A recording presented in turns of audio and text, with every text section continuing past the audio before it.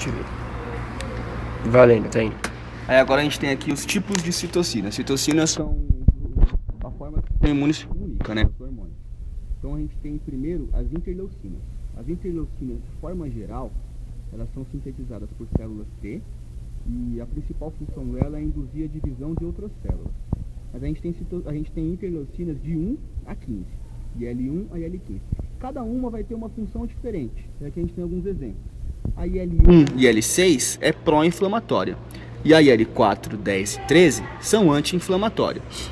Então, cada tipo de interleucina vai ser liberada em determinada situação e também tem células do sistema imune específicas para receptar ela.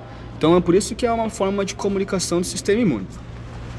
O outro tipo de citocina que a gente tem é o TNF-alfa e o TNF-beta, que é o fator de necrose tumoral. A importância do fator de necrose tumoral é que ele é muito importante em reações inflamatórias e citotóxicas, porque ele é tóxico para as outras células. Ele é tão tóxico que se ele for produzido em excesso em alguma parte do corpo, ele pode promover algum prejuízo, porque ele é tóxico para as células em geral. Então a gente já falou das interleucinas e do fator de necrose tumoral. O terceiro tipo de citocina são os interferons. Os interferons a gente tem também de vários tipos. Os interferons são uma forma que o sistema imune encontra de diminuir a propagação tanto de infecções, de inflamações ou do vírus. Aí a gente tem aqui a diferença, o interferon A e interferon B são produzidos pelas próprias células que são infectadas. Então é uma forma dessa célula comunicar para as outras que tem algo estranho com ela. O interferon G, ele é sintetizado por outras células, principalmente por linfócitos, que são ativados. Também para comunicar para o corpo que tem algo estranho ali e combater.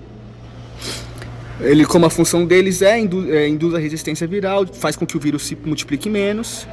E os interferons são produzidos na fase inicial da infecção, é a primeira parte.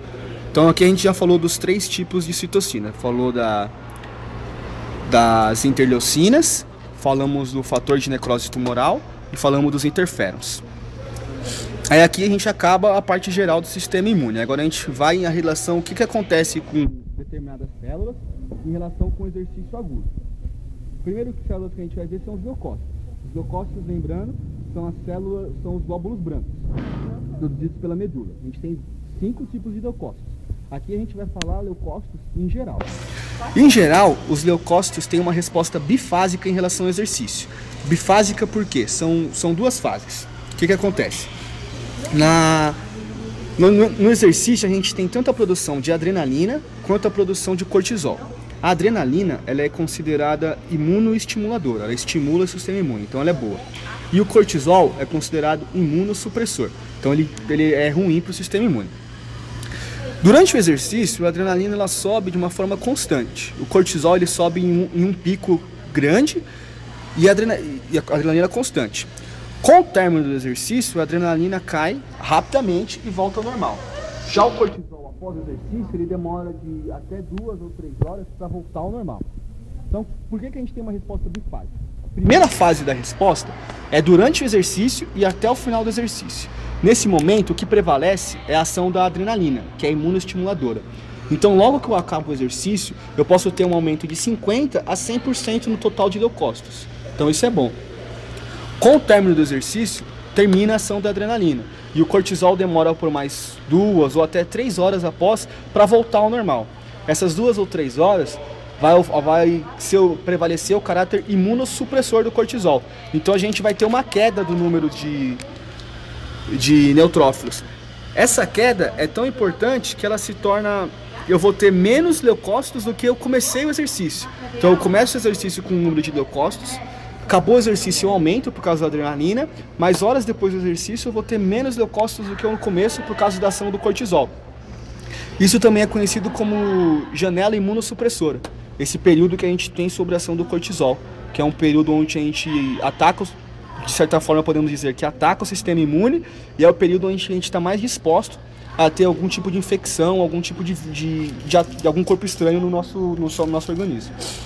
Então, lembrando dos leucócitos, a gente tem uma resposta bifásica. Primeira fase, durante o exercício e logo após o exercício, a gente tem um aumento dos leucócitos por causa da ação da adrenalina, que é imunoestimuladora. Após o exercício, a adrenalina volta ao normal e o cortisol demora horas para voltar ao normal. E aí a gente tem um caráter imunossupressor do cortisol, diminuindo a quantidade de leucócitos. Isso aqui acontece em geral. Agora a gente vai ver o que acontece em leucócitos por leucócitos, os vários tipos de leucócitos. Mas sempre a gente tem que lembrar dessa resposta geral, porque essa resposta geral vai se repetir em algumas outras células. Agora a gente vai falar dos neutrófilos. Os neutrófilos vai ser a mesma coisa em relação aqui. O que acontece? Logo após o exercício, eu tenho um aumento na quantidade e na atividade desses neutrófilos. Então eles vão funcionar melhor e eles vão estar em maior número.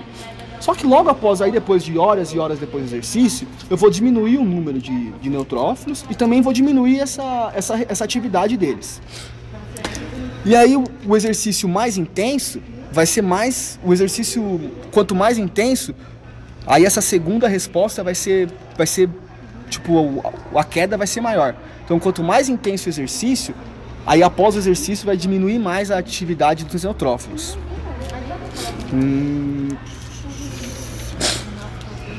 Aí aqui também a gente vai falar quando a gente falou das atividades, aumenta a atividade dos neutrófilos, a gente está falando principalmente da atividade quimiotáxica. A atividade quimiotáxica é a capacidade que a célula tem de se locomover para uma região onde tem uma maior concentração de determinada substância para poder agir. Entre outras palavras, é a capacidade que a célula tem de se deslocar até a ação, o lugar que ela tem que agir. Então lá onde houve a infecção, a inflamação, não está sendo liberadas citocinas. Então a capacidade quimiotáxica é a capacidade dessa célula perceber que lá está sendo liberadas citocinas, principalmente interferons, e ir até lá e agir contra o corpo estranho. Então a gente já falou de neutrófilos e de leucócitos e de neutrófilos. Agora a gente vai falar dos monócitos, ou também pode ser conhecido como macrófagos. Os monócitos e macrófagos a gente pode... É uma resposta só. Tanto o exercício intenso quanto o exercício moderado vai aumentar as atividades dos monócitos. Então esse aqui não tem muito segredo. Exercício moderado e exercício intenso aumenta a atividade dos macrófagos e dos monócitos. Agora a gente vai para as células NK, que são as maiores alterações em relação ao exercício. Aquela mesma história. Logo que eu acabo o exercício, eu vou ter um aumento de 150% a 300% na concentração de NK no sangue. Por quê? Por causa da ação da adrenalina durante o exercício. Depois do exercício, por causa da ação do cortisol, eu vou ter uma queda. E quanto mais prolongado o exercício, maior vai ser essa queda da NK devido à ação do cortisol. E aí o exercício também de alta intensidade, ele diminui tanto a quantidade da NK quanto a sua atividade. Então eu vou ter menos NK e elas vão estar mais, podemos dizer assim, mais fracas, menos potentes. Já o exercício moderado aumenta a quantidade de NK, só que também aumenta a atividade. Então o exercício moderado é bom. Aí agora a gente vai falar em relação aos linfócitos. Deixa eu pausar de novo.